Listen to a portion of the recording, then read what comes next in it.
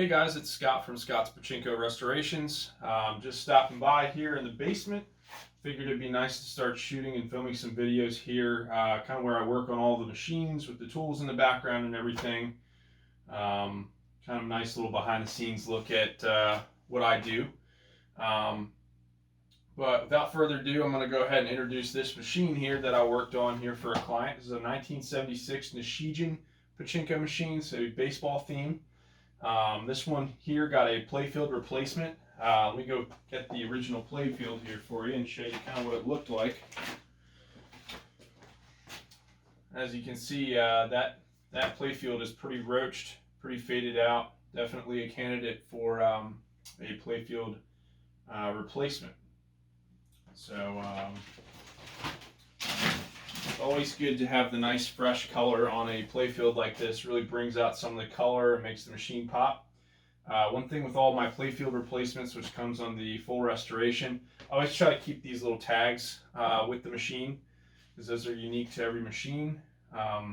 Every machine has them, but I like to try to keep those in the same places that they came off of the original Playfield. So kept those on there. Go ahead and show you the back of the machine.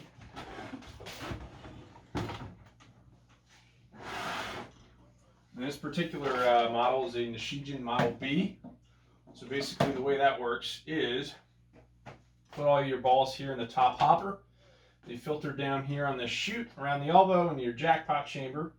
And any winning pachinko balls that you get in this machine are going to go through the hole, and they're going to filter down here to this little jackpot here, this little seesaw jackpot. And that's going to dump your pachinko ball down onto this lever, which I'm pushing on here, which will trigger your jackpot chamber to release, I think, 15 pachinko balls down in through the front of the machine. So that's how the mechanics work on the back of this machine here. It's got basic electric, obviously. 2 jackpot lights here, 1 ball empty light here. This is the micro switch for the ball empty light, and then this is the leaf switch here for the 2 jackpot lights.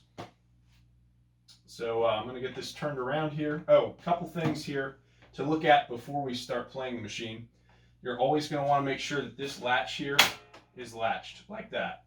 This thing right here will allow all of the balls in your top tray to drop down through the machine and exit. So if you were going to like move the machine somewhere or something, you didn't want to lift all of this extra pachinko ball weight, you would press down on this. That'll let all the balls out of the machine, and then you'd want to relatch it before you play it. The other thing here is to make sure that your seesaw is in the upward position like it currently is. Otherwise, you'll get a log jam of pachinko balls back here that will not drain down through this chute here, and your machine won't pay out, basically. So you don't want that. Make sure it's in the upper position. Those are the 2 main things with this machine to look out for. With that being said, flip it back around here.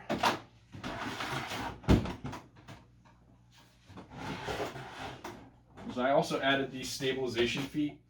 This machine kind of came with this, I guess it was like a press board frame that the client had with it. It was falling apart, didn't look very good, so I said, you know what, let's toss on these nice stabilization feet. Machine's not going to go anywhere now. No risk of it falling over, which is obviously a good thing. You get it plugged in here. And you'll see when we plug it in, this top left light comes on. Just indicates that your jackpot hopper back here needs to be filled up with pachinko balls, which we're about to do.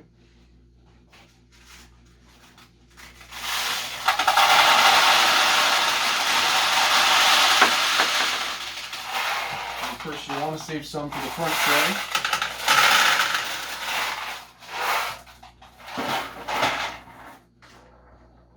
Sure these pachinko balls don't go flying everywhere when we start playing here.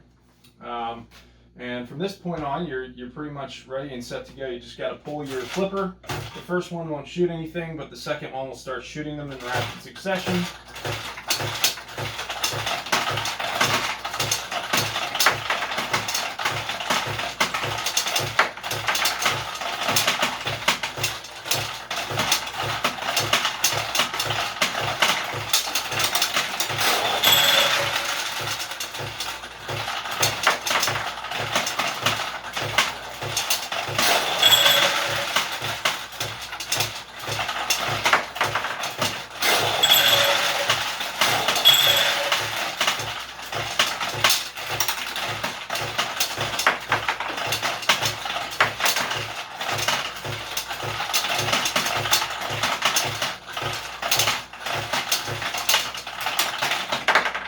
So it turns out that I'm not very good at playing this particular machine, so I'll make sure that we get some footage here of the center traction being played and everything. But yeah, so anyway, this machine is obviously fully functional now. It wasn't when I got here in my shop, so I'm glad to see that thing is back up and running. And I guess I'll add some footage of kind of how these doors open here and how the front playfield is accessed, how the ball tray is accessed. Just got to pull the camera off the tripod to show you guys that, and yeah, we'll roll from there.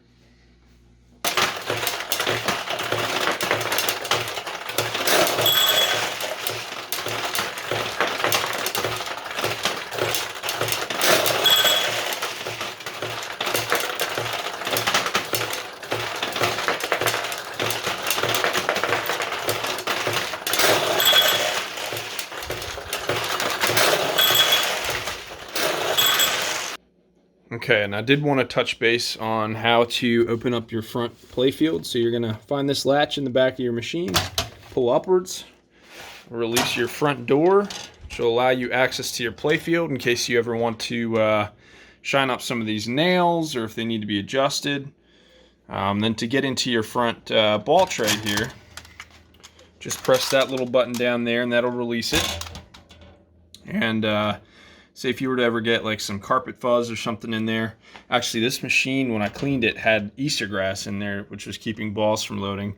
But you'll be able to get in there and do that. And then when you try to close this, make sure you don't just force it. You're actually going to want to lift this ever so slightly. You'll see that. Just lifting it up and let it return to battery, I guess is what you'd call. But that's how you manipulate the front door in the machine and the ball tray. And then I also wanted to quickly go over how the pocket system works. A ball in this pocket will open this tulip. A ball in this pocket will open this tulip. So I'll demonstrate that.